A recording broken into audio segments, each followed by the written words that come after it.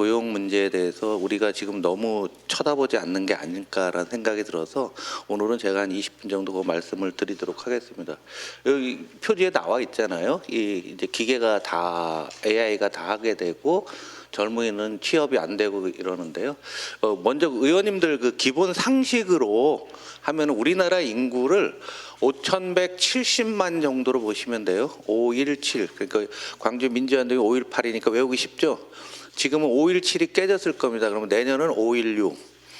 후년에는 좀 한 2만 명씩 줄어간다라고 보시면 돼요. 이 중에 40만 명이 귀화한, 그러니까 외국인 며느리들이 주로 많이 있을 것 같고요. 한 40만 명 됩니다. 그러니까 우리는 한국 국적은 5,170만 정도 되고 한 40만 명 정도가 이렇게 귀화한 사람들이고, 외국인이 신분으로 한국서 경제활동하는 사람은 한 250만 명 정도가 있다. 그러면은 대충 5,400만이 여기서 이렇게 한국에서 먹고 사는데, 그 5,170만 중에서 15세 이상 인구가 4,581만 명이고요.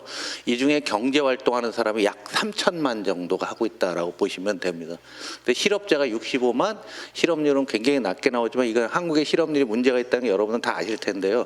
세대별 고용률을 놓고 보게 되면은 여기로 보시죠. 20대 미만으로 놓고 보면은 이제 학생들이 많으니까 44 정도 되는데, 30대가 제일 높아서 80%가 일이 있고, 40대도 80 정도, 50도 그런데 60세 이상은 48 정도 되는데, 이게 세계적으로 매우 높은 수치입니다. 딴 나라는 60 넘으면은 다 좀 어느 정도 좀 놀고 그러는데, 다 우리나라가 참 불명예스럽게 이게 세계 1위로 가고 있어서 참 거시기 합니다. 그만큼 우리가 고령자 노후 준비가 안 돼 있기 때문에 그렇다는 얘기죠. 그래서 지난달 것까지의 고용 지표는 이렇게 나옵니다. 회색은 계속 업데이트를 한 건데요. 일자리 전체가 늘어난 거고, 요 주황색은 제조업 일자리가 이제 계속 주는 겁니다. 이걸 시작하던 작년 8월에 제가 이쯤에서 말씀을 드렸잖아요. 계속 이런 추세가 유지될 수밖에 없다 하면서 우리는 그냥 시대에 끌려가는 거고요. 청년 일자리는 2023년부터, 그러니까 윤석열 집권 이후부터 청년 일자리 이렇게 줄었는데, 그건 괜한 해석이고, 실제는 코로나 이제 잘 보시면은 코로나 때 줄었다가 그 이후에 우리가 청년 일자리를 못 만들어서 계속 오는 것.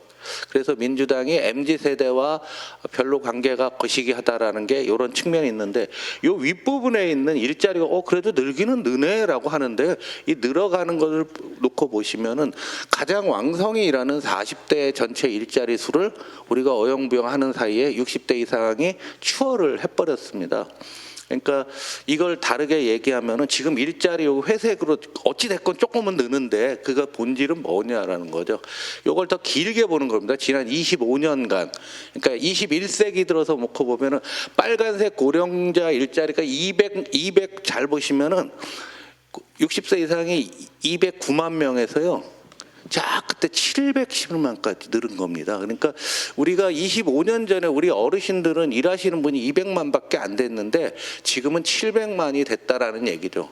그래서 우리나라 이렇게 보시면 이게 다 일자리 어떤 모든 부분인데, 인구 구조가 이렇게 이제 피라미드에서 가운데가 튀어나왔다 역 피라미드 형태로 가기 때문에 이제 60대 이상이 제일 많은, 역 피라미드가 되면 인구가 60대 이상이 제일 많을 거 아니에요?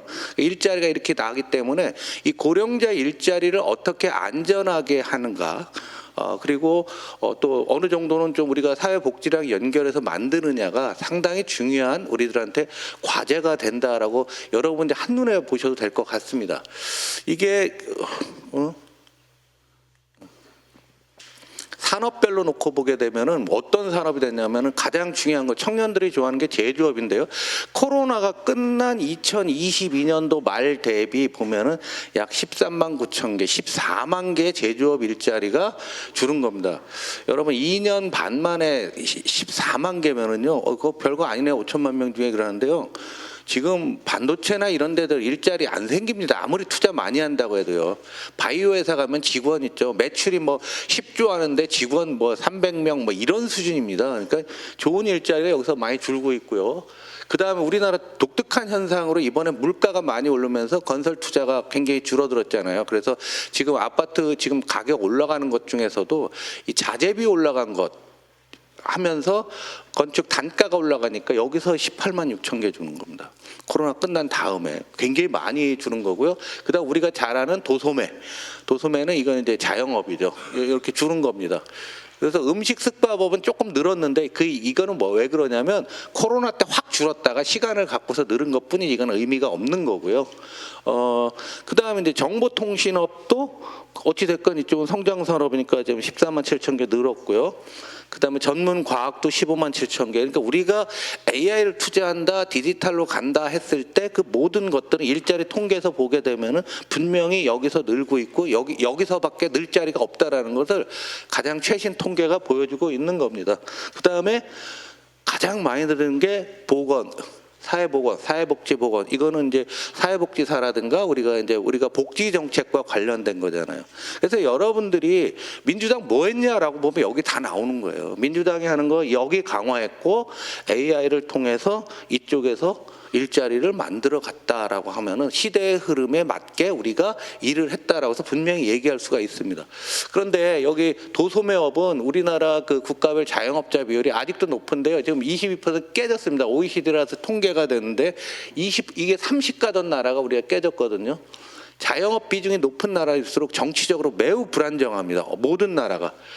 여기 이태리가 있는데 이태리도 한국 수준에 가까운데 하여간 뭐 그렇습니다. 그래서 여러분들이 그 지금 칼라로 인쇄해 준 거는 여러분들 눈도 어둡고 그러니까 차 안에서 가끔씩 보시라고 놓은 거예요. 그러니까 일주일에 한 번씩 이런 숫자를 좀 외워서 어디 가서 얘기할 때 마바라라 같이 그냥 대충 얘기하지 말고 숫자를 한번 불러주시면 숫자가 딱 나오잖아요. 아이고 오셨습니까, 연 선장님? 네. 근데 이제 청년 일자리가 지금 문제가 되고 있는데 청년들이 그나마 젊은 사람들이 하는 데가 제조업, 정보통신, 건설도 있었는데 요즘 건설 현장에 가보면 여성들도 많이 합니다. 외국인뿐만이 아니라. 근데 뭐 이걸 띄고라도 정보통신과 제조업이 아까 말씀드렸다시피 청년 일자리가 지금 없는데 이쪽에서 하고 우리가 여기다가 AI 투자를 안 할 수밖에 없는 게 그렇다는 얘기입니다. 그래서 어찌됐건 이런 상황이고요. 4년대 대학 졸업한 사람들 중에 6개월 이상 일자리 못 가서 3만 5천 명이나 있고 그냥 쉬었음 264명. 요게 다 우리 당의 NT한 사람들일 겁니다. 그거는 이 부분에 대한 관심들을 사회적 관심들을 여러분들이 좀 많이 가져가야 되실 것 같다라는 생각이 듭니다. 여기서 이제 재미있는 우리가 알고 있는 상식을 깨는 통계가 나오는 게 뭐냐면 경력 단절 여성 11만 명인데요. 지금 우리가 알게 모르는 사이에 기혼 여성들의 고용률이 이렇게 많이 올라오는 거예요. 일자리를 갖고자 하는 사람 중에 64%나 이렇게 올라왔습니다. 그래서 기혼 여성들이 과거와 달라진 게 굉장히 높은 취업률을 지금 가져가고 있고요. 그래서 그러면 기혼 여성들이 그럼 경력 단절인데 왜 경력 단절 됩니까?라고 이렇게 물어보면은 역시 이제 육아 문제가 제일 심각하고 그 다음에 결혼하면서는 이 사람은 결혼했지만 다시 취업 시장에 올 사람이죠. 임신, 출산, 가족 돌봄, 그러니까. 뭐 예를 들면 우리 보좌관들도 여기 많이 계신데 보좌관들이 결혼해서 임신해서 출산에 임박하게 되면은 집에 간 다음에 다시 채용 안 하시는 의원님도 계시잖아요. 솔직히 얘기하자 얘기죠. 그런 거 있는데 우리가 한번 잘 생각을 해봐야 되는데 이게 이제 그 유명한 M자 곡선이라고 하는 겁니다. 자, 파란색이 뭐냐면 2005년도에 여성이 10대 취업률이 20대 되면 취업률이 쭉 올라갔다가 30대 요것 때문에 육아, 결혼, 임신 요것 때문에 떨어졌다가 40대 다시 올라갔다가 나이 들면서 이렇게 떨어졌는데 요게 올해 기준으로 보면 빨간색으로 바뀌었다는 겁니다. 빨간색으로. 이거 굉장히 그 중요한 관점이에요. 그리고 우리 당에서도 일자리와 관련해서 또 사회복지 정책하고도 굉장히 연관성이 높은 겁니다.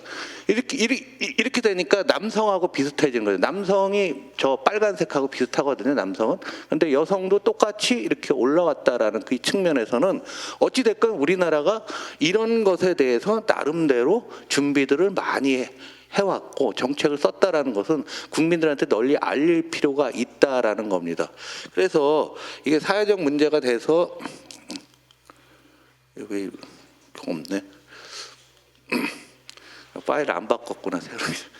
그래서 이 부분들은 이제 그 지자체나 일부 기업들 같은 경우는 시행을 하고 있어요. 그래서 광주시에서는 광주 지역에 있는 중소기업이 임신 출산을 위해서 그만두게 되면은 그 광주시에서 중소기업에 일정 부분 돈을 지원을 해주고 그 사람이 다시 채용하면은 되는 거죠. 그래서 여성이 경력 단절이 안 되고도 자기의 삶을 개척할 수 있는 나라로 만들어가는 게 제가 보기에는 출산율을 올리는 가장 중요한 거고 어느 정도 좋은 그림이 됐다라고 보고 있습니다. 그래서 어려운 점도 있고 이런 나름대로 긍정적인 점이 있는데 지금 우리가 한번 더 고민해야 될 거는 바로 AI 부분입니다. 그래서 그 AI 부분에서 이건 몇 번 보여드린 그림인데요. 미국 자동차 회사에서 올 초에 가만히 보는 거예요. 휴머노이드 로봇이 파란 건 10만 불일 때, 빨간 건 2만 5천 불일 때랑 가격을 비교했을 때 일자리 대체가 어떻게 되느냐라고 했더니 저임금 아주 허드렛일 같은 거는 이게 2만 5천 불, 우리나라 돈으로 한 3,500만 원 정도, 3천만 원, 3,500만 원 하면 또 1년이면 되는데 여기 이게 10만 불이 가게 되면은 우리 1억 5천이 되니까 사람의 1년 인건비가 넘잖아요. 그러니까 약 한 27개월 정도에 지나게 되면은 10만 불짜리를 사갖고 이 일자리를 없애버린다는 얘기예요. 근데 이쪽은 여전히 이게 우리가 하는 그 흔히 얘기하는 굉장히 그 저급의 일자리들은 이런 건데요. 여기가 더 문제라는 거죠. 지금의 고용이라고 하는 것은 굉장히 스펙이 좋고 월급이 많은 사람들이 하는 그러한 일자리를 봤더니 10만 불이 가도 6.7개월밖에 안 되고요. 이게 우리 2만 5천 불이 되게 되면 그러니까 3,500만 원까지 떨어지게 되면은 3달이면 바꾼다는 얘기입니다. 근데 이미 이 현상이 현실화된 거예요. 올 초 이후에 미국에서 일자리가 어떻게 됐나라고서 조사를 해봤더니 이제 다 지나가서 일론 머스크가 가서 그냥 막 잘라댔잖아요. 제일 많이 잘라서 29만 3천 명 그렇게 잘렸고요. 왜 사람 해고했나 이렇게 보니까 기술 진보로 2만 명, AI 때문에 17,000명이라 이렇게 이제 설문조사 한 거니까 약간 4만 명 정도 가까이 줄었는데 이게 엄청난 속도로 가속화되고 있다는 겁니다.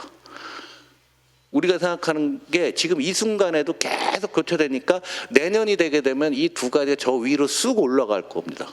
쑥 올라가면은. 그러면 지금과 같은 청년 일자리가 안 되고 청년들이 좋아하는 일자리들이 AI 디지털과 관련된 부분인데 우리가 투자를 더 안 하고 더 관심을 못 기울이게 되면 내년 지방선거 그 이후에도 우리는 이 고용이 본질적으로 바뀌는 거잖아요. 이거는. 뭐 경기가 좋고 나쁘고가 아니라 고용 자체를 개인이 고용 자체를 뭐 경기나 이런 차원이 아니라 사람이 하던 일을 기계가 바꾸는 거로 바꾸고 있기 때문에 여기에 대한 무서운 일들이 우리가 상상하고 책에서 예측했던 게 현실화된다라는 얘기죠. 이게 이제 미국에서도 이제 앞에 것도 미국인데요. 미국에서 여기를 보시면 미국의 일자리 수가 증가하는 이렇게 보시면 코로나 때 확 줄었다가 회복이 됐는데 저 위에서 고원을 형성하면서 옆으로 만약에 간다라고 하게 되면은 미국도 매우 어려워지고 그런데 미국이 지금 셧다운 돼 갖고서 고용 지표가 안 나왔는데요. 11월 고용 지표는 뭐 10월은 발표를 안 한다고 했고 11월께 이제 12월 달 중순에 나올 겁니다. 그리고 나오게 되면은 AI가 일자리를 얼마나 줄였냐 늘렸냐 이 부분들이 굉장한 사회적인 이슈가 될 겁니다. 그래서 미리 여러분들 말씀드리는 거고 미국의 중요 기업들이 이렇게 막 잘라대고 있는데 이 회사에 들어가는 애들은 세계적인 수재들이에요. 인텔에 들어가서 일하는 사람들이 뭐 여기서 잘랐다고 해갖고서 뭐 우리가 뭐 노동으로 우리가 그 물리적 힘을 이용해서 하는 그런 자리는 아닐 거다는 얘기죠. 그래서 이 부분들이 매우 중요하고 투자를 많이 한다고 하잖아요. 지금 얘들이 메타 하나가 뭐 내년도에 뭐 1,000억 불 이상 투자한다고 하는데 메타 페이스북 투자하면 뭐해 사람은 잘라버리는데. 이렇게 됐을 때 고용과 노동의 문제에 대해서 정말 본질적인 대단한 전환점이 바로 이 시점이 아니겠느냐는 거죠. 그럼 우리는 남의 얘기가 아니라는 거예요. 그럼 뭘 어떻게 해야 됩니까? 우리 또 방법이 없어요. AI가 일자리 없앤 거 AI로 극복해야죠. 그러니까 피지컬 AI 에이전트 AI 이런 거를 많이 여는 것에 지금도 관심이 많고 정부가 있지만 국회에서 더 열심히 하셔야 될 거라는 생각이 듭니다. 그래서 지금 이 순간에도 이렇게 투자를 하면서 뭐 하는데 우리나라에서 중요한 것들은 AI 때문에 일자리가 사는 걸 AI로 받을 수가 있는 게 우리나라 지난번에 말씀드렸잖아요. 우리나라 산업의 포트폴리오가 모든 제조업을 다 갖고 있는 거예요.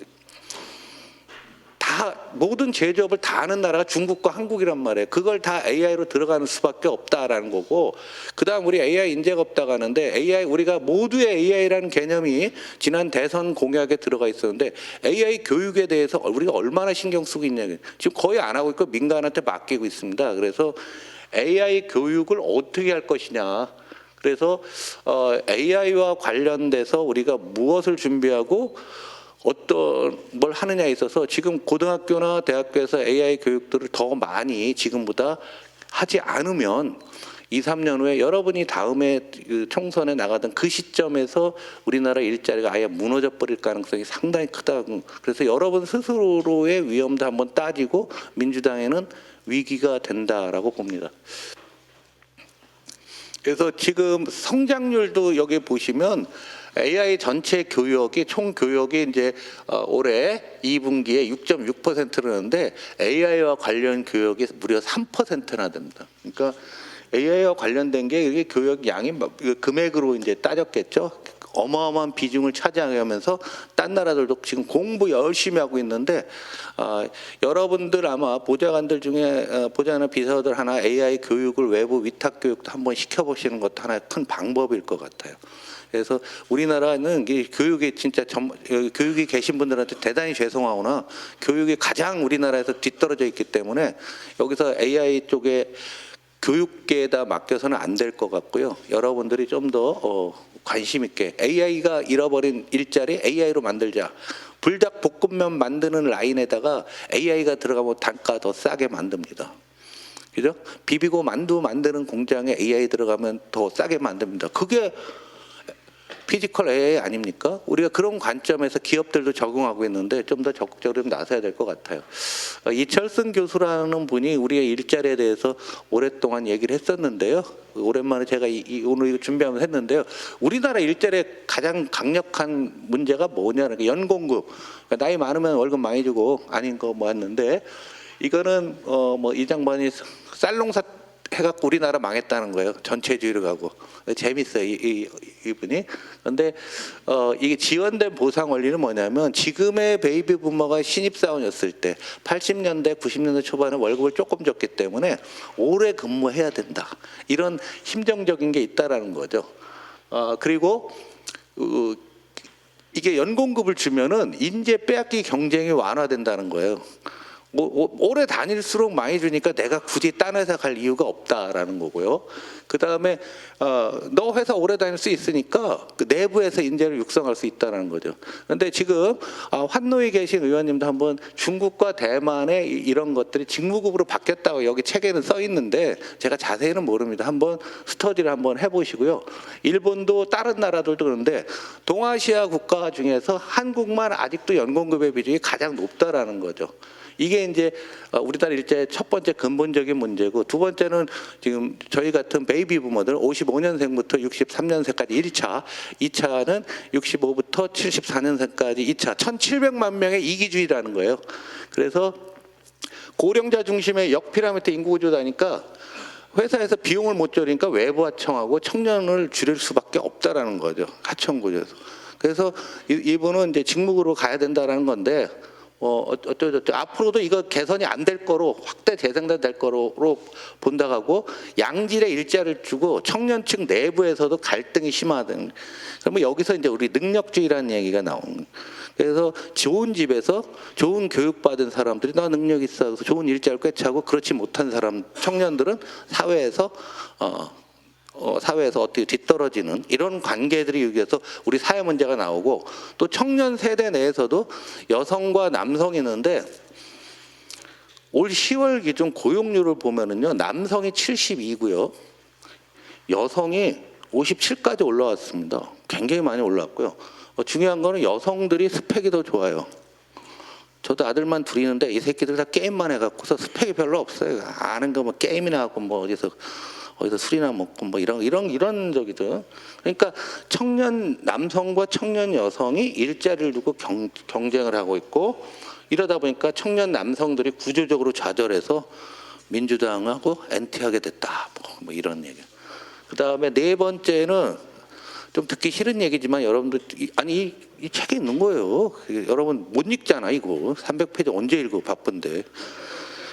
정치권, 이분이 얘기하는 정치권, 민주당과 정의당하고 노동 귀족층이 제휴해갖고 짬짬이 하고 있다. 뭐 이런 얘기들을 써놓고 있습니다. 그런데 우리가 받아들일 거는 받아들이고 우리에 대한 생각들을 좀 제대로 해야 되는데, 지금 뭐 오늘 자료 만들면서 김주영 의원님 하고 지난번에 통화를 하다 보니까 해서 다시 한번 보여드리는데, 이거 연초했어요. 일본의 정년 연장 문제에 대해서 연초했던 건데 오늘 설명 안 드립니다. 여러분 꼭 한번 읽어보시는데, 한번 보시면은요. 일본은 90년도에 65세까지 의무를 추진한다. 그리고 2000년에 65세에 계속 고용 의무를 부여한다라고서 선언을 하는 겁니다. 그리고 올해부터 시작한다는 거예요. 25년간의 유예 기간을 둔 거죠. 그러니까 우리 같이 어느 날 갑자기 이 중요한, 지금 제가 앞서서 이철승 교수의 논리대로 이런 어마어마한 사회 구조적인 문제를 처리하는 데 있어서 그냥 날 잡아서 그냥 야 오늘부터 하자, 이게 됩니까? 안 되는 거죠. 그거는 노사 양쪽이 다 안 되는 겁니다.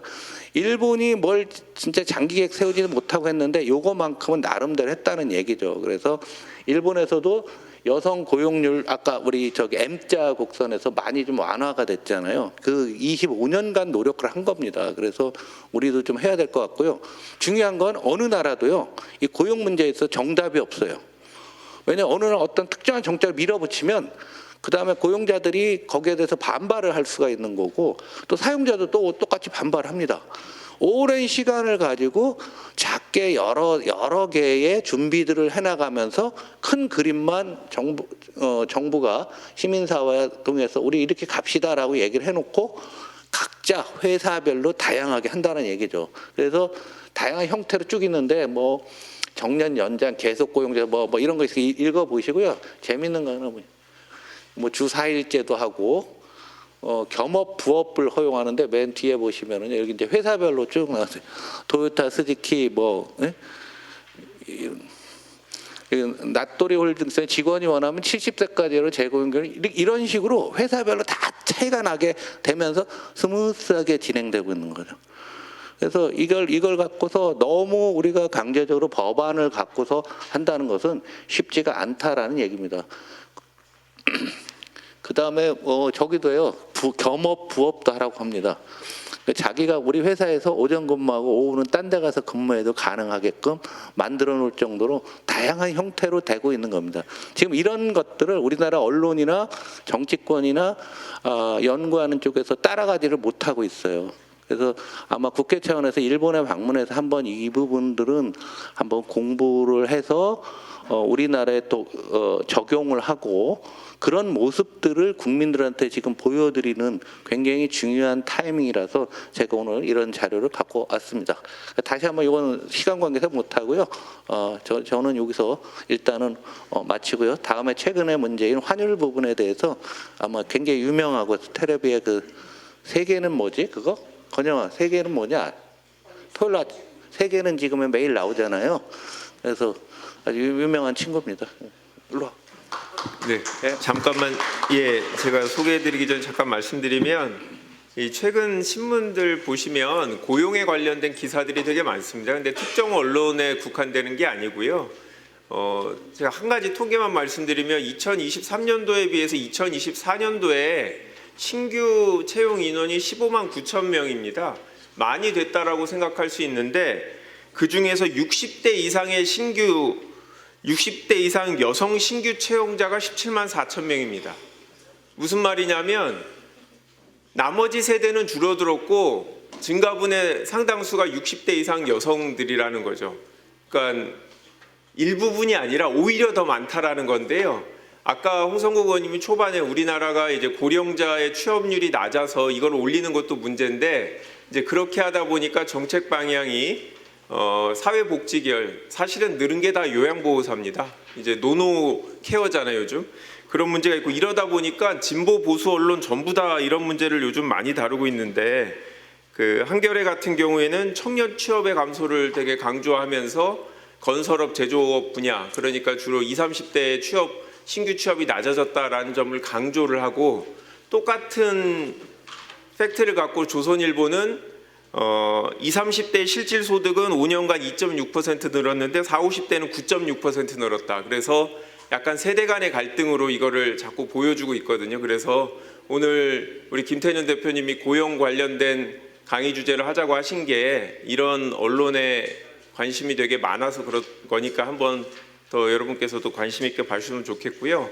환율은 아침마다 이제 오건영 단장님의 말씀으로 시작하시는 분이 있을 텐데, 마찬가지로 이것도 단순히 환율이 오르고 내리고 문제가 아니라 우리가 수출을 하는데 수출해서 번 돈을 다 미국 투자하려고 미국에 갖고 있는 대기업의 어떤 근본적인 구조나, 우리 지식인 계층이 성공한 사람들은 다 이제 학생들이 미국 가서 취업하려고 하는 이런 구조적인 문제까지도 요즘 기사들이 많이 나오고 있어서 그런 현상만 보시지 말고 원인도 같이 한번 봐주십사 하는 차원에서 우리 오건영 단장님 모셨는데요. 큰 박수로 맞이하겠습니다.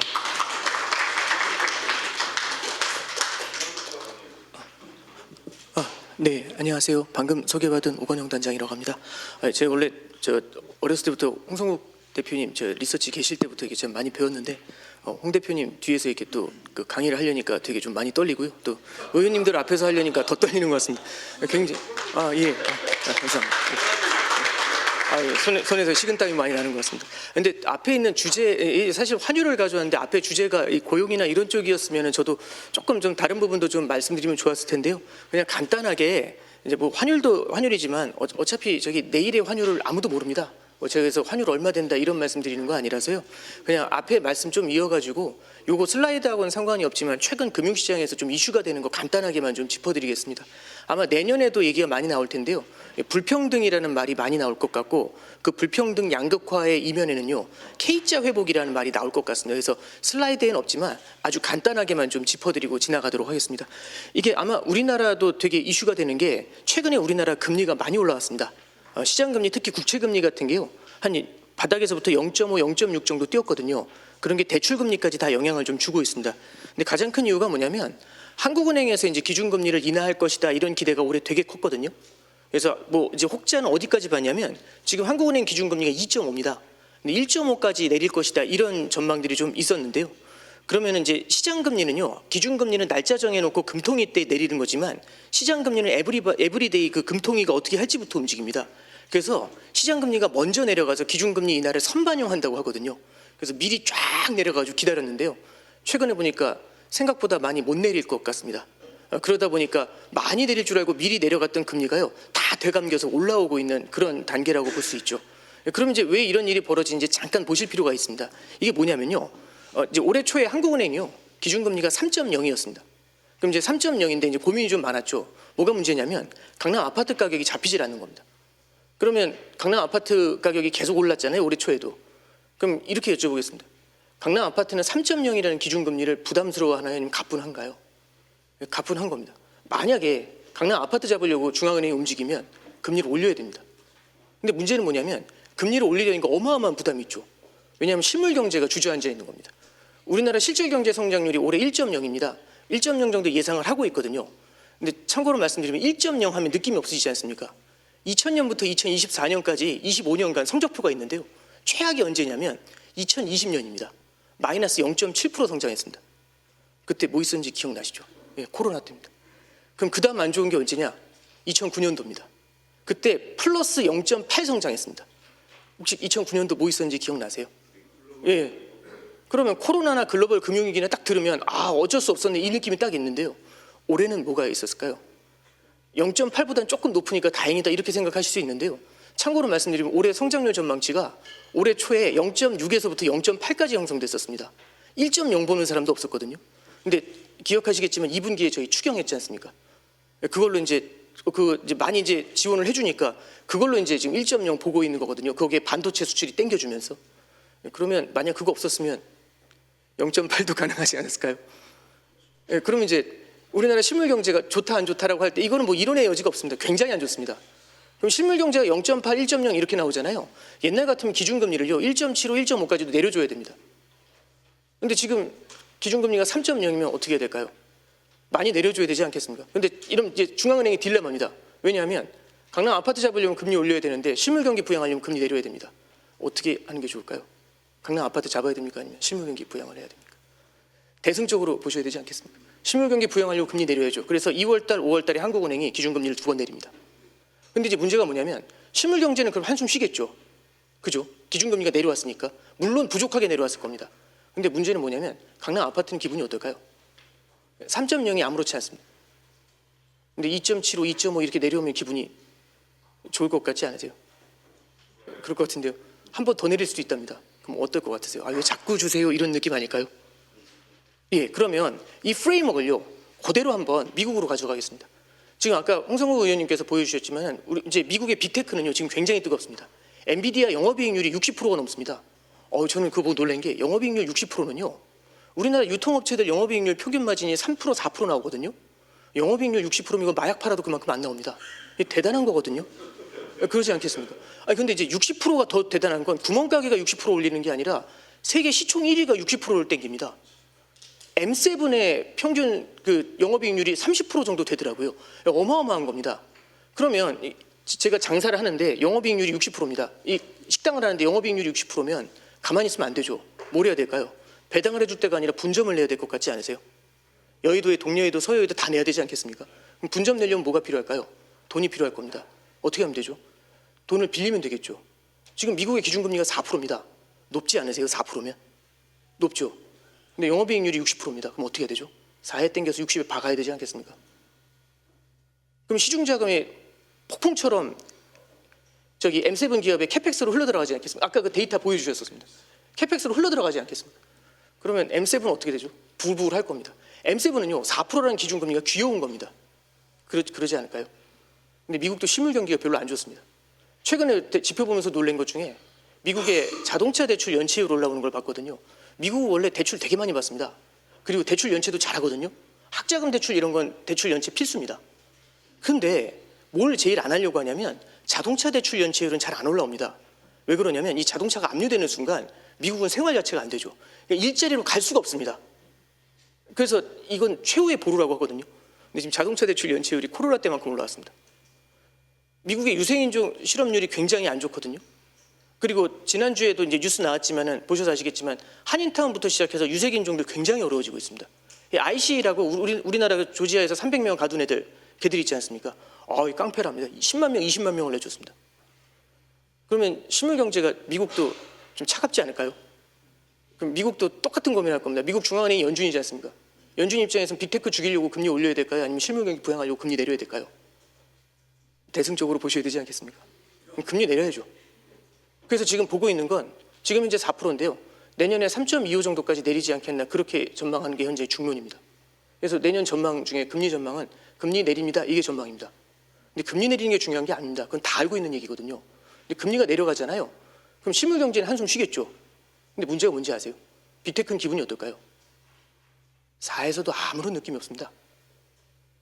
근데 3.25까지 가면 어떻죠? 왜 자꾸 주세요? 이런 느낌 아닐까요? 그러면 이걸 뭐라고 하냐면 K 리커버리라고 하는데요. 제가 가져왔으면 좋았는데 K자가 이게 그 K자를 보시면 양쪽으로 벌어지지 않습니까?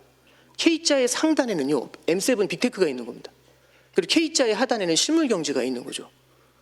근데 중앙은행은요 이게 안 됩니다. 강남은 금리 올리고 비강남은 금리 내리고 이게 안 됩니다. 그러지 않을까요? 그럼 길 건너가면 금리 올라가고 길 건너오면 금리가 내려가는 일이 벌어지지 않습니까? 그렇게 할 수가 없습니다. 그러니까 중앙은행은요 차별적으로 정책을 쓸 수 있는 게 아니라 원샷에 때려야 됩니다. 그러니까 에브리바디 올리거나 에브리바디 내려야 되거든요. 여기서 문제가 생깁니다. 토끼가 양쪽으로 뛰어가는데 총알이 하나입니다. 어디다 써야 될까요? 밑을 지원해 줘야 될까요? 위를 때려야 될까요? 앞에 연습 문제 2개 푸셨지 않습니까? 밑을 때려야 되지 않을까요? 밑을 받쳐줘야 되지 않을까요? 그럼 위는 어떻게 될까요? 왜 자꾸 그럼 K자가 벌어질 것 같다는 생각 혹시 들지 않으세요? 그럼 이걸 지원해 주기 위해서 재정이 존재합니다. 재정 정책은 차별적으로 줄 수 있죠. 예를 들어 소득 기준 얼마 이하는 더 주고 이게 되지 않습니까? 근데 요즘 문제가 뭐냐면요. 일본에서 다카이치 사나이가 이번에 들어온 다음에 얘기했던 것 중에 뭐가 있냐면 증세가 없이 세수를 갖다가 늘리겠답니다. 저는 이게 무슨 소린가 했습니다. 이상하게 들리시잖아요. 증세가 없이 세수를 늘린다는 얘기는 뭐냐면 21조 엔 정도를 투입한다고 하는데 그중에 생산성이 나오는 쪽에다 돈을 때려 넣겠답니다.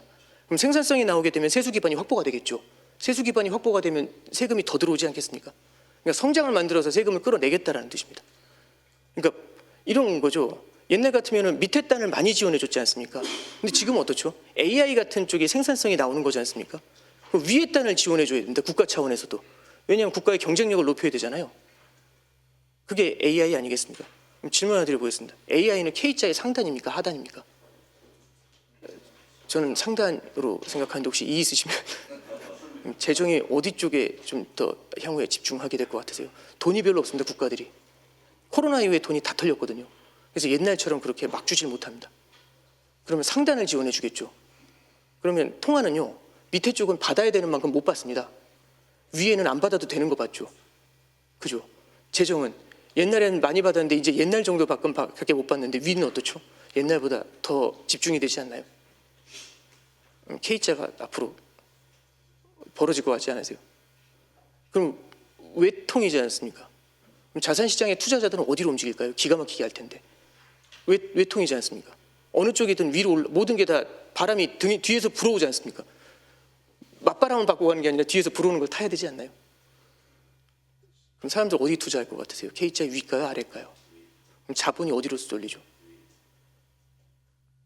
별로 기분들이 안 좋으신 것 같아서 다른 얘기 할까요? 예. 아니 근데 지금 저희 되게 중요한 말씀 해주셔가지고 그래서 하단 쪽을 더 봐야 됩니다. 예, 정치하실 때 또 이게 저 밑에 쪽을 더 보시면 그러지 않나? 뭐 그래서 요즘 나오는 게 내년에도 내일 얘기 나올 겁니다. K자가 되게 중요하다고. K자는 불평등을 말하고요. 불평등의 확산이 외통수다라고 인식이 되는 순간 자본이 한쪽으로 쏠리는 문제가 좀 생기게 되지 않을까? 뭐 그런 생각을 좀 이렇게 간단히 좀 말씀드렸습니다. 예, 그래서 예. 죄송합니다. 알겠습니다. 예. 예, 알겠습니다. 예.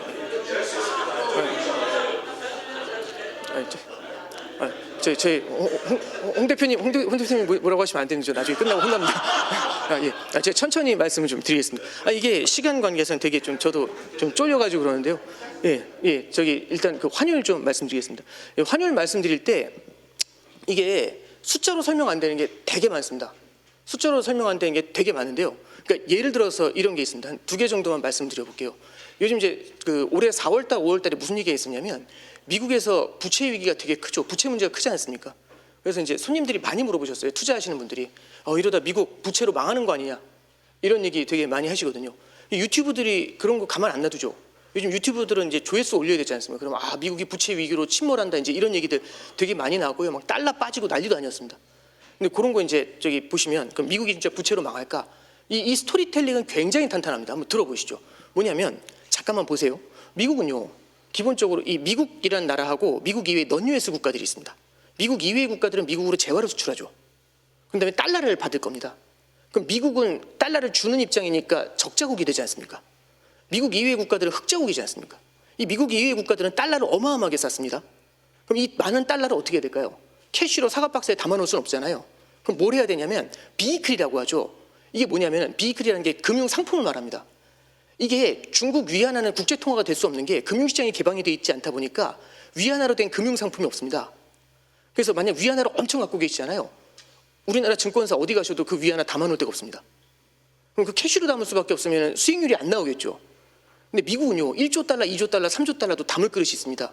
미국 국채 발행량만 37조 달러입니다. 가뿐히 담지 않을까요? 그러면 결국에는 이 많이 벌어들인 달러로 뭘 하죠? 미국 국채를 삽니다. 미국 국채를 어마어마하게 사들이면 미국은 미국 국채를 갖다 준 거잖아요. 그럼 미국은 채무자가 되죠. 거대한 채무자가 되지 않겠습니까? 그리고 미국 이외의 국가들은 돈을 빌려줄 수 있으니까 거대한 채권자가 되겠죠. 질문 하나 드려보겠습니다. 책에 어떻게 나오나요? 채권자는 채무자는 채권자한테 잘해야 되나요? 아니면 함부로? 되게 쉬운 질문이잖아요. 말도 안 되는 질문이잖아요. 잘해야죠. 공손해야죠. 근데 질문 하나 드려보면 미국이 채무자잖아요. 제일 채권자가 일본입니다. 잘하나요? 아니면 좀 느낌이 좀 이상하지 않으세요? 2위가 중국입니다. 혹시 지지난달에 저 100% 관세 때린다고 들어보셨나요? 우리나라도 미국 국채 1,500억 달러 정도 갖고 있는 걸로 알고 있거든요. 잘해주나요? 잘 못 느끼겠는데요. 아니, 이제 이러면 이게 미국이라는 나라가 올해 그래서 4월 달에 그거잖아요. 185개국한테 상호관세 때리고 들어왔지 않습니까? 그러면 다른 국가들이 미국에 대한 반발감이 커지게 되면은 미국이라는 나라는 부채로 돌아갈 수밖에 없고 채권자들이 계속해서 돈을 대줘야지 돌아가게 되는데, 그럼 채권자들이 화가 나지 않습니까? 그럼 연합해가지고 돈을 안 빌려주게 되면 미국이라는 나라는 부채로 침몰하게 되지 않을까요? 예, 그게 포인트입니다. 예. 그래서 미국은 거대한 부채 위기를 겪을 수밖에 없다. 이제 이게 올해 유튜브에서 많이 나왔던 얘기고요. 아, 큰일 났다. 이런 얘기들이 되게 많이 나왔었습니다. 근데 이제 이게 좀 이런 얘기 좀 조심하셔야 되는 게, 이 루머가 되게 많죠. 잠깐 한번 생각해 보시죠. 이게 책에 안 나오는 사례인데요. 제가 이렇게 말씀드려보겠습니다. 제가 친구한테 100만 원을 빌려줬습니다. 홍길동이라는 친구한테 100만 원 빌려줬는데 오늘이 그 대출 만기입니다. 근데 안 갚아요. 그럼 제가 전화해서 막 뭐라고 하겠죠. 아, 인생 그렇게 살지 마라 하면서 막 뭐라고 하면서 돈 갚으라고 난리 부릴 겁니다. 근데 질문 바꿔보겠습니다. 제가 홍길동한테 얼마를 빌려줬냐면 1조를 빌려줬습니다. 그 돈이 어디서 났냐면 여기 계신 분들한테 펀딩을 받아서 그 펀딩 받은 걸로 빌려줬습니다. 오늘이 만기거든요. 근데 전화를 안 받아요. 무게감이 좀 다르지 않을까요? 아, 긴장감 크겠죠. 밤 11시 반이 돼서 전화 받았습니다. 갑자기 받더라고요. 그래서 너 어디야? 그랬더니 마포대교 위랍니다. 느낌이 어떠세요? 싸하지 않으세요? 그럼 어떻게 될까요? 돈 갚으라고 소리 질러야 됩니까? 일단 달려가야 됩니까? 달려가야죠. 달려가서 이제 내려놓고 저기 이제 술집에 들어가서 술 먹이고 화이팅 하라고 얘기해야죠. 근데 그 친구가 울면서 하는 얘기가 원금 못 갚고 다음 달 이자 못 줄 것 같답니다. 그럼 뭐라고 해야 되죠? 이자 못 줄 것 같다고 하면 지금 돈이 중요한 게 아니지 않겠습니까? 사람이 중요하지 않나요? 무슨 소리 하냐고. 화이팅 하자고. 가수 이상민 씨라고 있대요. 이분이 이제 빚이 많았다고 하죠. 근데 이분이 이제 저 방송 활동 다시 시작하니까 방송국으로 채권자들이 찾아왔대요. 돈 갚으라고 찾아온 게 아니라 보약이랑 홍삼이랑 이 신발이랑 막 이런 거 해가지고 화이팅 하시라고, 잘하시라고 하고 갔다네요. 이제 돈을 다 갚으셨다고 하잖아요. 말씀드리고 싶은 건요, 금액이 일정 레벨을 넘어가죠. 채권 채무 금액이 일정 레벨을 넘어가면 책이 안 나옵니다. 채권자와 채무자의 가불관계가 바뀝니다. 어떤 때는요, 제가 빌려준 돈의 절반을 받아야 되는데도 무릎 꿇고 받아야 되는 경우도 생깁니다. 이게 책이 안 나옵니다. 그럼 말씀드리고 싶으면 제가 미국이고 여기 계신 분들이 미국 이외의 국가들이죠. 여러분들이 가장 큰 문제는요, 저한테 너무 많은 돈을 빌려주신 겁니다. 제가 죽으면 어떻게 될 것 같으세요? 못 던집니다. 그래서 올해 4월에 돌았던 루머가요, 일본하고 중국이 1, 2위 채권자잖아요. 미국 국채 던진다고 했는데 아무도 못 던졌습니다. 누가 던졌냐면 헤지펀드만 던졌습니다. 헤지펀드들은 그런 루머 퍼뜨린 다음에 이제 미국 국채 가격이 떨어지는 데다 포지션을 잡아버리거든요. 그렇게 해서 수익 쫙 내고 안 던지네 하니까 다시 끌려 올라오게 되죠. 그래서 이제 뭐 부채 위기로 망한다라는 게 루머가 계속해서 아마 내년에도 좀 나오게 될 텐데요. 이런 얘기들 좀 조심하시면 좋을 것 같습니다. 두 번째가 그런 얘기했습니다. 우리나라도 지금 CPTPP부터 시작을 해가지고요, 이게 다변화, 수출 교역로 같은 거 다변화해야 된다는 얘기 되게 많이 하지 않습니까? 되게 중요한 얘기입니다. 그렇게 해야 되는데 문제는요, 이게 미국이 만약에 다른 국가들이 미국을 왕따 놓고 다 따로 교육을 해가지고 교육 블록에 따로 다 상견하게 되면 미국이라는 나라는 달러를 안 쓰면서 교육할 거잖아요. 그럼 미국은 좀 왕따가 될 것 같지 않으세요? 그럼 미국의 힘이 중장기적으로 계속 빠져나갈 것이다, 이런 생각들을 우리 많이 하게 되죠.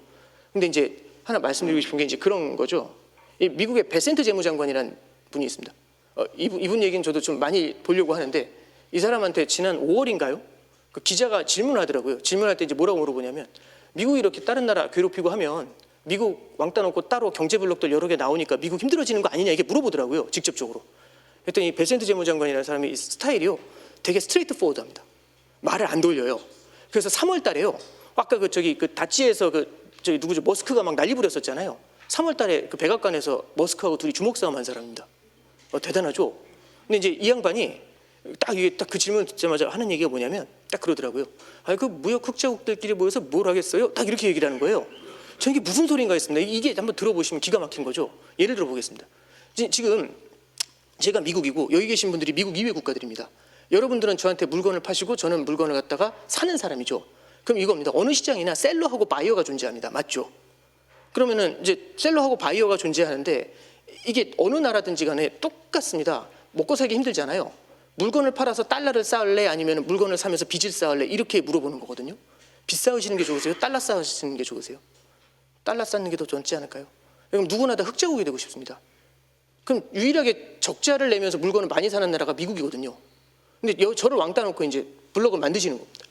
자, 이제 저를 왕따 놓고 블럭을 만드셨죠. 그래서 이제 오늘 모임이신 겁니다. 딱 모이셨더니 너무 기분이 좋으신 거예요. 아, 그 인간 안 봐서 너무 좋다고. 알터니가 빠졌다고. 근데 둘러 앉아서 첫 번째 아젠다입니다. 누가 사줘? 다 셀러시잖아요. 제가 바이오입니다. 그럼 필연적으로 이 모임은요, 결속력이 약할까요? 느슨할까요?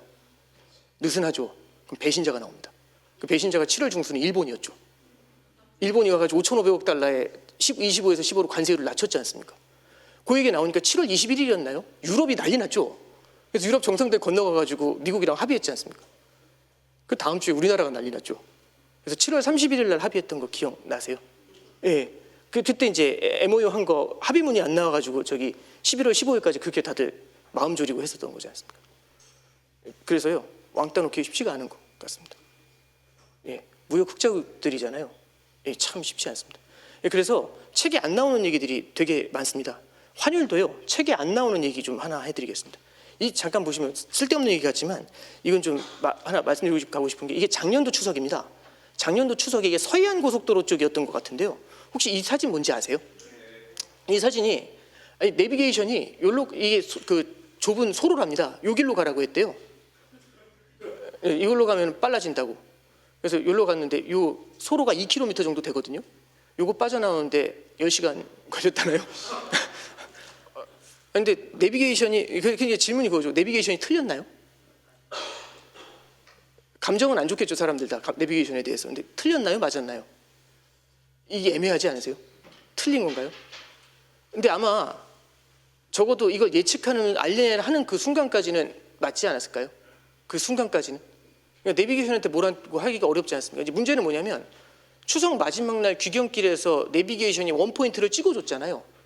그럼 무슨 일이 벌어질까요? 저 같은 팔랑귀들은 한꺼번에 쏠리지 않을까요? 그러면 아마 이 2km짜리 소로가요, 이 많은 차들을 감당하기가 힘들었을 겁니다. 그러다 보니까 미래가 바뀐 거 아닐까요? 그러니까 미래는 정해져 있는 게 아니고요, 시장에서는 굉장히 많은 쏠림이 나타나곤 합니다. 그러니까 이렇게 보시면 될 것 같아요. 외환시장도 마찬가지거든요. 지금의 외환시장을 보시면은요, 이렇게 생각하시면 될 것 같아요. 오늘같이 평일날 뭐 한 오전 10시 이런 때 고속도로는 차가 안 막힐 거지 않습니까? 내비게이션이 여기 안내해도요, 이 소로는 꿀팁 같은 길일 겁니다. 근데 이렇게 여쭤보죠. 추석 연휴 마지막 날 귀경길에 오후 3시입니다. 그때 내비게이션이 안내를 하면 이렇게 문제가 생기지 않을까요? 그러니까 지금 시장에는요, 외환시장에도 수많은 플레이어들이 들어와 있습니다. 아마 뉴스 보셔서 익히 아시겠지만 지금 달러 사서 미국 주식 사고 미국 국채 사고 하는 사람들 되게 많다는 얘기 들어보셨나요? 개인들이 많지 않겠습니까? 그럼 가게가 해외 투자를 많이 하는 거죠. 그럼 무언가 시그널이 나타났을 때 쏠림이 되게 클 것 같지 않으세요? 예, 이게 포인트입니다. 그럼 뭔가 시그널이, 명확한 시그널이 나타나잖아요. 그럼 한꺼번에 확 몰려가면서 이런 일이 벌어질 수가 있습니다. 자, 다음 슬라이드 한번 보시죠. 이거 개인적으로 되게 중요하다고 생각하는 슬라이드입니다. 물론 미래를 예측하는 슬라이드는 아닙니다만 현상을 볼 때는 되게 중요하다고 보는 게요. 잠깐 보시죠.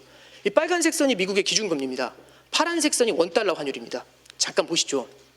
미국의 기준금리는요, 이렇게 보시면 됩니다. 미국이 금리를 올리면 달러가 어떻게 될까요? 미국이 금리를 올리면 달러를 보유했었을 때 이자 보유에 대한 매력을 높이게 됩니다. 그럼 달러에 대한 수요가 늘어나게 되겠죠. 그럼 달러가 세질 겁니다. 이론에는 그렇게 나오거든요. 그럼 이론이 나왔으니까 실증을 해보죠. 보면은 미국이 금리를 올리니까 달러가 뛰고, 금리를 올리니까 달러가 뛰고, 금리를 올리니까 달러가 뛰고, 금리를 올리니까 달러가 뜁니다. 실증이 됐네요. 예. 그래서 미국이 금리 올리니까 달러가 뛴다. 이거 이제 누구나 다 아는 겁니다. 이게 2022년도 그림이었거든요. 2022년도에 원달러 환율이, 그래서요, 미국이 금리를 올리니까 저렇게 하늘로 치솟았습니다.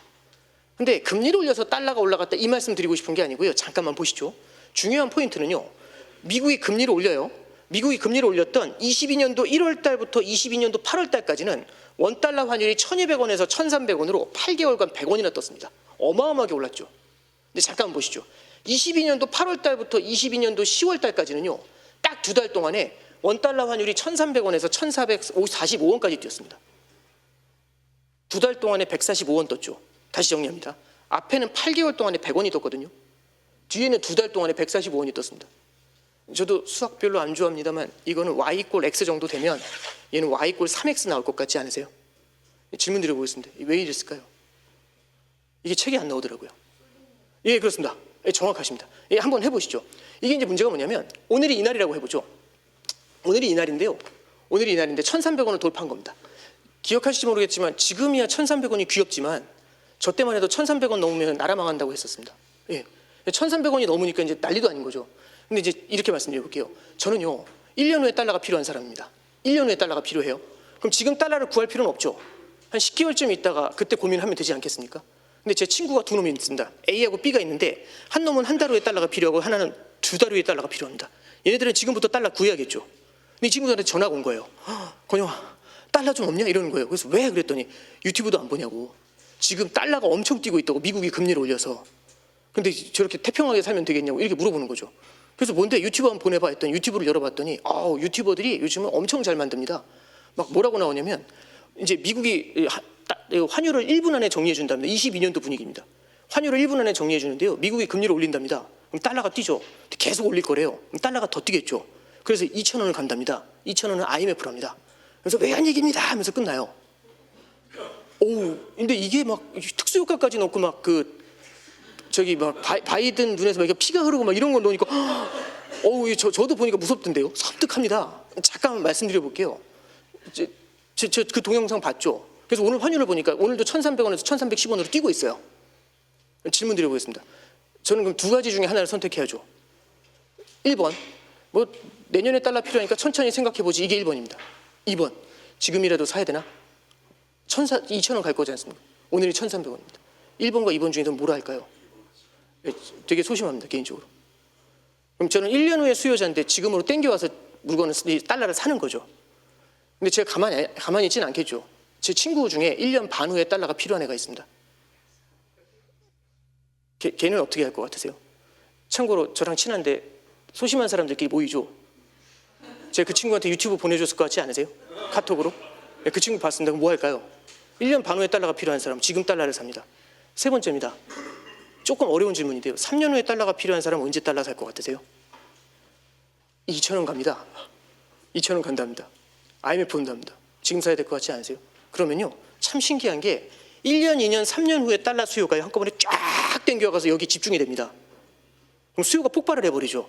이걸로 안 끝납니다. 문제가 뭐냐면 만약에 이제 여기 달러를 갖고 계시는 분들이 많다고 해보죠. 달러를 팔고 싶으세요. 근데 달러를 팔려고 고인중개사에 내놓으니까 1초에 한 번씩 전화 옵니다. 무조건 팔래요. 부르는 대로 주겠답니다. 그럼 지금 팔아야 됩니까? 천천히 파셔야 됩니까? 천천히 팔아야죠. 그러지 않을까요? 아니, 저기 집 안 봐도 되니까 계좌만 달랍니다. 그럼 지금 파셔야 됩니까? 아니면 좀 숨겨놔야 됩니까? 그럼 공급이 어떻게 되죠?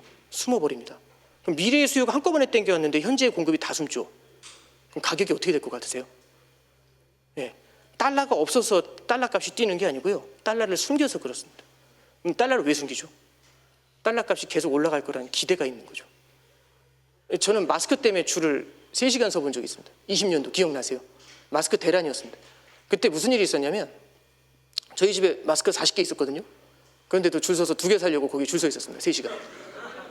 사재기 하는 건 아니고요. 이게 이제 말씀드리고 싶은 건 그때 그 3시간의 현장의 분위기는요. 오늘 2개를 안 받으면 평생 마스크를 살 수 없는 분위기였습니다. 코로나가 언제까지 갈지 모르는데 마스크도 살 수가 없으면 큰일 나죠. 그래서 그 2개 사려고 3시간을 줬었습니다. 근데 하나 좀 말씀드리고 싶은 건요. 그 자리에는요. 코로나가 얼마까지 갈지 모르고 마스크 오늘 아니면 못 구한다고 하면 마스크 50개, 60개, 70개, 100개 있는 사람도 거기 줄 서 있지 않았을까요? 아마 줄 서 있었을 겁니다. 미래의 수요를 땡겨온 거죠. 그럼 여기 계신 분들이 마스크 업자라고 해보죠. 마스크 팔라고 전화가 계속 쇄도합니다. 오늘 보니까 쿠팡에서는 6,000원에 팔아요. 근데 6,000원인데도 안 팔고 숨습니다. 그럼 지금 파셔야 되니까 좀 천천히. 2만 원 가지 않을까요? 그럼 지금 안 팔고 숨어야 되지 않을까요? 그럼 마스크가 숨어버립니다.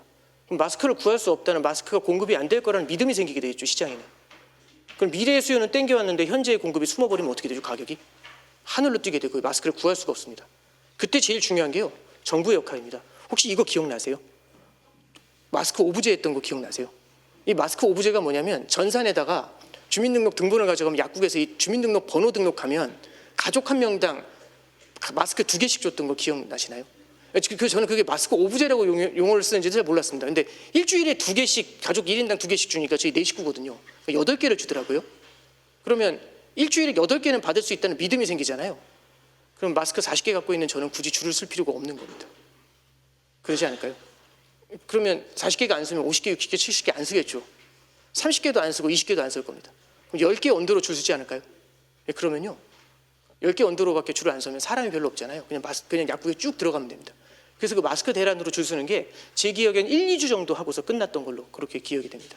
잠깐만 이 말씀드리는 이유가요. 여기 잠깐 보시죠. 이 꼭대기 보이세요? 환율이 1,450원일 때 이 꼭대기에서 무슨 일이 있었을까요? 이때 시장의 전망은 어땠을 것 같으세요? 오늘이 천정이다, 내일부터 폭락한다 이랬을까요? 아니면 1,500원 간다, 어느 쪽이었을까요? 아니, 이 올라오는 기세를 보세요. 1,500원 따는 당상 아닐까요? 외환위기 간다는 얘기 되게 많았습니다. 제2의 외환위기다. 근데 이때 뭐가 일어나냐면요, 달러가 압도적으로 세죠. 이게 미국 경제도 좋지가 않습니다. 그래서 미국도요, 금리 인상의 속도를 갖다가 올라가는 폭이 이렇게 쭉 줄어드는 것 같지 않으세요? 금리 인상의 속도를 조절하겠다고 얘기를 합니다. 시장에서는요, 이거 이제 쫄리니까 결국에는 조만간 금리 내리는 걸로 바뀌겠네 이런 생각을 합니다. 그 얘기는 뭐냐면 묶여있던 달러가 미래에는 쏟아지겠네라는 기대가 생기는 거죠. 그럼 달러가 계속 흡수가 될 것 같은데 쏟아질 것 같은 기대가 생기면 어떻게 되죠? 달러가 확 주저앉아 버리더라고요. 그래서 1,450원에서 1,370원으로 한 방에 꽂혀버립니다. 딱 일주일 만에. 그럼 어떻게 되는 줄 아세요? 미래에 땡겨왔던 수요 있죠. 그럴 줄 알았었는데 한 뒤로 확 도망갑니다. 그럼 수요가 싹 빠지죠. 그럼 어떻게 될 것 같으세요? 수요가 싹 빠져버리면 이제 전화가 안 옵니다. 공급자들한테 전화가 안 나오면 여기서 공급자들 중에 선수가 있죠. 선수는 어떻게 되죠? 지금부터 밑을 받치면서 빨리 던져야 됩니다. 저같이 멍청한 사람이 맨 뒤에 던지겠죠. 맨 뒤에 던지는 사람은 언제 던지냐면 이때 던집니다. 그래서 이게 1,445원에서요 딱 2달 후에요 1,214원까지 내리꽂힙니다. 만약에 오늘이 22년도 11월이고 저 불러서 환율 전망했는데 2달 후에 1,200원 간다 이러면 믿으시겠습니까? 저 사람 누가 불렀어? 이러셨겠죠. 그러지 않을까요? 예. 근데 잠깐 보시면 이게 환율의 추세선이죠. 추세대를 갖다 쭉 올려보시죠. 어떠세요? 추세대에 따라서 좀 움직이는 것 같지 않으세요? 근데 그 사이에 뭐가 있냐면 오버슈팅과 언더슈팅이 있고요. 오버슈팅과 언더슈팅이 있습니다. 이걸 보셔야 됩니다. 그래서 외환시장에서도요. 굉장히 많은 플레이어들이 들어오면서 지금 오버슈팅하고 언더슈팅이 상시로 나타나게 됩니다. 시간 관계상 나머지는 좀 생략을 하고요. 그래서 계속 쓸 수 있답니다. 몇 가지만 그럼 한 10분 안에 끝내는 걸로 하고 몇 가지만 더 말씀드리겠습니다. 이게 왜 이런 일이 벌어지냐면요. 우리나라는 좀 독특한 게요. 이 사람들이 갖고 있는 환율에 대한 이 인식이 되게 여러 가지가 있습니다. 이 되게 복합적인 인식인데요. 잠깐만 보시죠. 이 보시면 원화가 되게 불안하다는 얘기 되게 많이 들으시잖아요. 원화는 너무 불안한 통화다. 기축통화도 아니고 이런 얘기 많이 하죠. 잠깐만 보시죠. 기축통화 아는 건 맞는데 이게 2010년도 1월 1일부터 최근까지 환율 그려놓은 겁니다. 2010년도 1월 1일부터 시작해서 21년도 12월까지 보시면 이게 12년이죠. 12년 동안 환율이 어땠죠? 너무 크게 움직이나요? 아니면 1,200원 언더에서 계속 횡보를 하나요? 이런 걸 환율의 대안정기라고 합니다. 그러면 그렇게 잘라서 보여주지 말고 그 앞에는 어떻게 됐는데 혹시 기억하실지 모르겠는데 2007년 10월에 900원이었던 거 기억나세요? 원달러 환율이? 20년간 대안정기였습니다. 원화가 불안한가요? 그래서 마음속에 혹시 1,400원이면 환율이 높나요? 낮나요? 마음속에 인식상으로 되게 높죠. 1,300원도 높잖아요. 1,200원도 높죠. 우리 마음속에는 얼마가 자리 잡고 있냐면 1,160원 어떠세요? 마음이 좀 편안하지 않으세요? 그 익숙했던 아름다웠던 시절. 저 15년 동안의 평균이 1,170원입니다. 그래서 우리는요 환율이 1,200원만 넘어가도 엄청난 일이라고 생각을 하고 절로 내려올 거라는 기대가 되게 큽니다. 그래서 방금 전에 제가 여기서 1,444원 말씀드렸잖아요. 1,214원까지 꽂혔을 때 여기서 뭐라고 했을까요? 다시 올라간다라고 했을까요? 아니면 1,100원대 돌아온다. 어떤 쪽에서 정상화된다라는 얘기 많았을 것 같지 않으세요? 그럼 이때 어떻게 되죠? 더 내려올 것 같으니까 달러를 팔아야죠. 문제는 내가 팔면 오른다는 겁니다. 저게 문제죠. 그래서 우리나라 사람들이 마음속에는요 환율이 되게 불안하다는 생각이 있지만 의외로 역설적으로 1,170원이 안정적이다라는 생각하시는 분들이 꽤 많습니다. 이거 잠깐만 보시죠. 이게 뭐냐면 터키 리라화 대비해서 원화 가치입니다. 2010년부터 원화를 보시면 어떻게 되죠? 터키 리라화가요 800원에서부터 지금 40원까지 빠졌습니다. 리라가 센가요? 원화가 센가요? 이제 800원이나 줘야지 사던 리라를요 이제 40원이면 삽니다. 원화가 훨씬 세죠. 이게 브라질 헤알입니다. 이게 680원이었던 게 지금 270원 합니다. 원화가 센 것 같지 않으세요? 그럼 이제 어거지로 이상한 사례 갖고 와가지고 튀르키예랑 브라질이랑 비교를 하냐. 근데 잠깐 보시죠. 이게 일본입니다. 혹시 이거 기억하실지 모르겠는데 이게 아베노믹스 시작하기 직전인데요. 11년도 말에 1,600원 했습니다. 엔화가. 이때 일본 여행 가신 분들이 힘들었거든요. 오늘 최근에 엔화가 좀 많이 올랐어요. 942원합니다. 원화가 약한가요? 강한가요?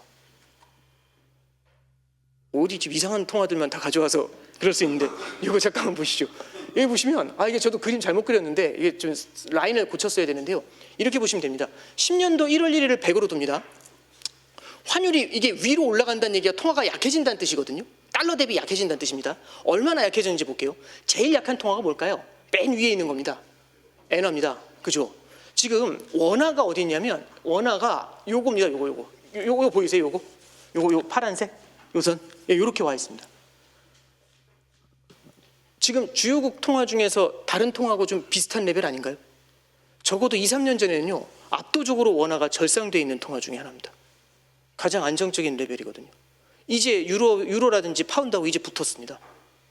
느낌이 좀 어떠세요? 원화가 너무 불안한가요? 물론 최근에 올라가는 속도가 빠른 건 굉장히 불안 요인인 건 저도 팩트입니다. 근데 히스토리컬리 길게 보면 원화가 내내 불안했나요? 그러진 않지 않나요? 예. 그래서요. 우리 마음속에 뭐가 있냐면 되게 역설적인 게 원화가 가치가 안정돼 있던 그 아름답던 시절 있죠. 대한전기. 거기에 대한 기대 때문에 지금의 환율이 비정상적이고 내려올 가능성이 높아 이런 생각을 하는 사람들이 꽤 많다는 겁니다. 하나만 더 보여드리겠습니다. 이걸 보시죠. 이게 외환위기의 기억입니다. 외환위기 때요. 2,000원을 갔습니다. 그래서 사람들이 마음속에 뭐가 있냐면 1170원으로 돌아와야지라고 하면서 2,000원 가나? 이 사이를 갖다 되게 수시로 횡보를 해버립니다. 그래서 1300, 1400 정도 환율 있죠. 거기서 라운딩 넘버를 넘어갈 때마다 무슨 생각을 하냐면 외환위기 가나? 올라갈 때는 외환위기 가나? 이러다가 확 내려오죠. 그러면 옛날로 돌아오나? 이 생각을 합니다. 그럼 어떻게 되죠? 마음이? 들쭉날쭉할 것 같지 않으세요? 이게 원달러 환율의 상당한 변동성을 만들게 됩니다. 하나만 더 말씀드려보죠. 이게 트럼프 때입니다. 트럼프는 달러 강세입니까? 약세입니까? 이 질문 되게 많이 받거든요. 질문 하나 드려보겠습니다. 트럼프는 달러 강세일 것 같으세요? 약세일 것 같으세요? 약세, 강세 왔다 갔다 하죠. 저도 그 질문 많이 받는데 답을 저도 뭐라고 드리냐면 강세일 수도 있고 약세일 수도 있습니다. 이렇게 드립니다. 되게 싫어하십니다. 저 사람 누가 불렀냐. 예. 근데 이게 저희도 레퍼런스가 있어야지 말씀드리잖아요. 트럼프 1기 행정부 때가 레퍼런스입니다. 잠깐 보시죠. 이게 2016년도 11월 9일입니다. 이때 트럼프가 힐러리 이기고 당선되죠. 이때 트럼프 당선되니까 관세 때려가지고 다른 나라 괴롭힐 거라고 해서요. 이때 1130원이었던 환율이 그 다음에 17년도 1월 9일 날 원달러 환율이 1209원까지 뜁니다. 그래서 환율이 엄청 뛰었거든요. 근데 1월 20일 날 트럼프가 취임을 해요. 트럼프 취임 전부터 이렇게 환율이 뛰면 트럼프 취임하면 어떻게 되겠냐고 이랬거든요. 지금이야 1209원이 귀엽지만 그때 1209원이 지금으로 따지면 1430원 느낌입니다. 그래서 이때 뭐라고 했냐면 1250원 간다고 했습니다. 그때 1250이 지금으로 따지면 1500 느낌입니다. 그럼 여기서 달러를 어떻게 됩니까? 취임하기도 전에 이렇게 오르면 더 오를 거 아닙니까? 사야죠. 근데 제가 사면 어떻게 되죠? 1년 반 동안 빠지더라고요, 달러가.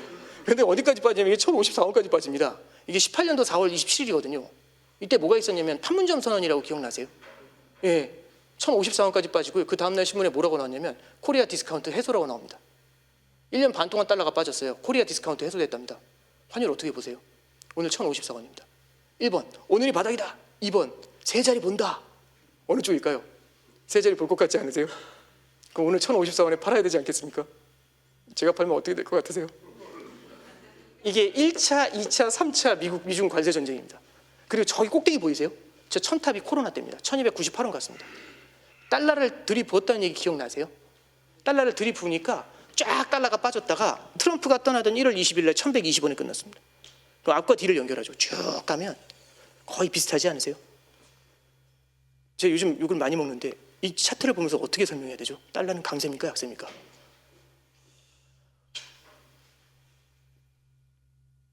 답이 없습니다. 예, 약세, 예, 강세. 저도 잘 모르겠습니다. 근데 이제 구닥다리 얘기 말고 지금으로 돌아오죠. 이겁니다. 작년에 11월 5일 날 트럼프가 당선될 때가 1380원이었어요. 기억나시죠? 그러다가 올해 1월 15일 날 1485원까지 떴습니다.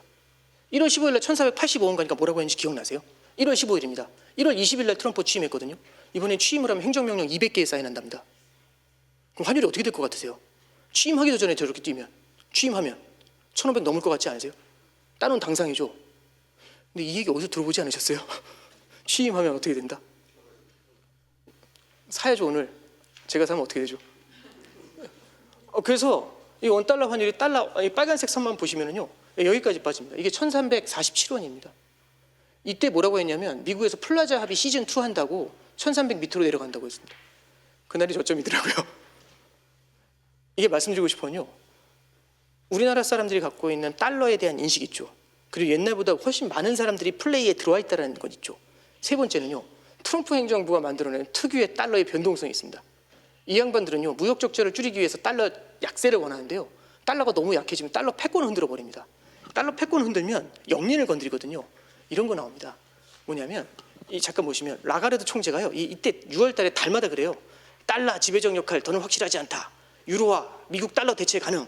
미국 정책 신뢰 상실 이런 얘기하면 안 되거든요. 그러면 한 번씩 목리를 부릴 때가 있습니다. 예. 그러면 달러가 약하지 않다는 건 보여줘야 되지 않을까요? 예. 그럼 양방향으로 흔듭니다. 이런 것들이 단기적으로는요. 달러와의 변동성을 되게 높이게 됩니다. 그래서 말씀드리고 싶은 건요. 트럼프 들어와 있을 때는 달러 전망하는 거 무의미합니다. 오히려 그래서 저는 좀 드리고 싶은 말씀이 이런 겁니다. 이제 빨리 정리를 해야 될 것 같아서요. 말씀드리고 싶은 건 원달러 환율의 장기 차트입니다. 아까 말씀드렸는데요. 2000년도부터 시작을 해가지고 2022년도까지 원달러 환율이 대안정기라는 말씀드렸죠. 이 기간 동안에 우리나라가 무역 흑자가 엄청났습니다. 그래서 원달러 환율의 무역 흑자가 엄청나가지고요. 달러가 해외에서 많이 들어오는 거죠. 무역 계정을 통해서. 그럼 환율이 어떻게 될까요? 눌림이 되게 강할 겁니다. 혹시 기억나실지 모르겠는데 2007년도 10월에 어느 날 원달러 환율이 900원을 뚫고 899원이 됩니다. 이때 뭐가 나왔냐면 해외로 달러를 퍼내야 되잖아요. 달러가 너무 약하니까. 그래서 해외 펀드에 대해서 비과세를 줬던 적이 있습니다. 이거 기억하시는 분 계실 겁니다. 이제 이렇게 됐었거든요. 근데 잠깐만 보시면요. 이 다음 차트를 보시면 복잡한 차트보다는 좀 가장 굵게 나와 있어서 이게 예뻐서 가져왔는데 빨간색 선이 대중무역 수지고요. 2008년부터 그린 겁니다. 이게 2022년도에는 12억 달러 흑자고요. 2023년도에 180억 달러 적자입니다. 잠깐만 보세요. 2023년도에 뉴스가 뭐냐면 한국이요. 31년 만에 대중무역 적자가 났답니다. 뉴스 아닌가요? 24년도도 적자고 25년도 적자입니다. 질문 하나 드리고 있습니다. 대중무역 적자는 옛날로 돌아갈 수 있을까요? 아니면 저게 추세가 될까요? 이게 제조업 하시는 대표님들하고 만나보면 이거 올라간다고 얘기하시는 분은 아직 한 명도 못 만난 것 같습니다. 근데 반대로 보시면 파란색 선 보이세요? 저게 대미 무역 흑자죠. 쫙 올라오는 거 보이세요? 저게 대미 투자 확대하면서 나타났던 현상 중에 하나입니다. 근데 대미 무역 흑자가 엄청 늘었죠. 이게 그래서 세계 8위입니다. 대미 무역 흑자가. 근데 트럼프가 들어온 겁니다. 트럼프는 자기 나라 국가한테 흑자 내는 나라 좋아하나요? 싫어하나요? 저는 대통령이 그런 얘기하는 거 처음 들어봤습니다. 더티 15이라는 표현 기억나세요? 4월 달에. 더티한 나라 15개 있다고. 이 전체는 가지 현상 처음 봤습니다. 네. 그러면 저게 계속 늘어날 것 같으세요? 아니면 저거 계속 줄이라고 할 것 같으세요? 압박을. 일본한테는 대미 무역 흑자 제로로 만들려고 압박했었잖아요. 그럼 무역 흑자가 G2한테 앞으로 늘어날 것 같습니까? 아니면 좀. 그리고 우리나라 이제 노령화 사회면 제조업 생산성이 떨어지지 않습니까? 그러면 무역 흑자가 어떻게 될 것 같으세요? 좀 줄어들 것 같지 않으세요? 근데 혹시 사람들이 해외 투자 눈 떴다는 얘기 기억나세요? 서학개미는 가게가 해외 투자하는 거죠? 기업들이 혹시 해외 투자 하나요? 정부가 이번에 2천억 달러는 마도 잡고 가야 되는 거 아닌가요? 그러면 제가 중학교 경제교과서에서 뭐라고 배웠냐면 가계, 기업, 정부가 경제의 3주체랍니다. 경제의 3주체가 다 해외 투자하죠. 그럼 무역 흑자를 통해서 들어오는 달러가 줄어드는데 해외 투자로 나가는 달러가 많아지면 어떻게 될까요? 장기적으로 환율이, 꼬다리가 누르는 힘이 약해지면 국내 잉여 달러가 줄어드니까 꼬다리가 들리지 않을까요? 예. 그럼 이제 여기서 나오는 말씀이 환율이 저렇게 올라가면 나라 망하는 거 아니냐 이런 생각하실 수 있어요. 근데 이게 제가 요 말씀을 좀 드려보고 싶습니다. 이게 뭐냐면요. 해외 투자로 나가는 거하고요. 자본 유출로 나가는 건 다릅니다. 자본 유출은요. 집 나간 겁니다. 해외 투자는 해외에 나갔는데 거기 미국의 생산성에다가 빨대를 꽂아가지고 금융이라는 계정을 통해 가지고 이자하고 배당을 받는 구조잖아요. 이 둘은 좀 엄연히 다릅니다. 두 번째는요. 달러가 옛날보다 훨씬 강해졌습니다. 그래서 애가 수학 50점 받아오면 혼내야 되잖아요. 근데 아빠 때는 수학 평균이 90점이었는데 애 때는 수학 평균이 30점이랍니다. 50점이 잘한 건가요? 못한 건가요? 잘한 거 아닌가요? 예, 1,400원이면 높은 건가요? 낮은 건가요? 다른 나라는 어때? 물어보셔야 되지 않을까요? 네 친구는 몇 점이니? 물어보셔야 되지 않아요? 물어보니까 친구 중에 일본이라는 애가 있답니다. 걔는 940원이래요. 원화보다 반토막이랍니다. 그래서 지금은 글로벌 달러 전체가 셉니다. 수능이 불수능이면 평균 점수가 내려가야 됩니까? 올라가야 됩니까? 내려가야 되겠죠. 참고로 오늘 환율이 1,160원이잖아요. 엔화가 한 700원 밑에 있을 것 같은데요.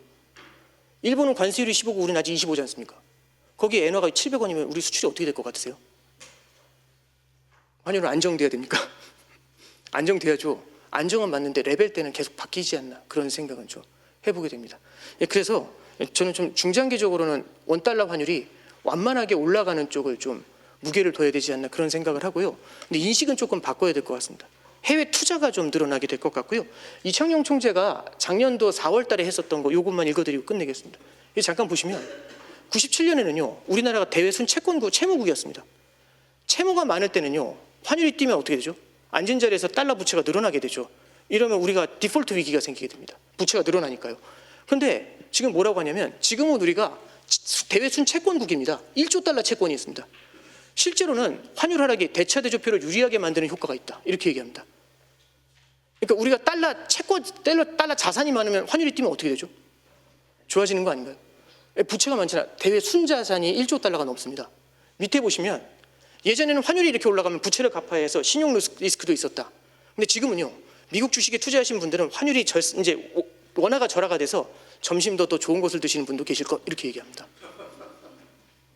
하나 말씀드리고 싶은 건 대외 순채무국일 때하고 대외 순채권국일 때하고는 조금 다릅니다. 그럼 이제 이렇게 얘기하면 욕 엄청 먹죠. 내 주변에 달러 있는 사람 못 봤다고. 질문 드려보겠습니다. 100명의 사람이 있다고 하면 우리나라 사람들 100명 중에서 달러 있는 사람이 몇 명 있을 것 같으세요? 5명 있지 않을까요? 주변에 보시면 달러 있다, 달러 넘친다고 하시는 분 없죠? 한 5명 정도 갖고 있겠죠, 조용히. 그분들이 많이 갖고 있겠죠. 그럼 환율이 뛰면 이분들의 대차 대조표가 개선이 되지 않습니까? 그럼 양극화가 벌어지나요? 그럼 다시 처음으로 돌아오네요. K입니다. 제가 준비한 거 여기까지입니다. 감사합니다.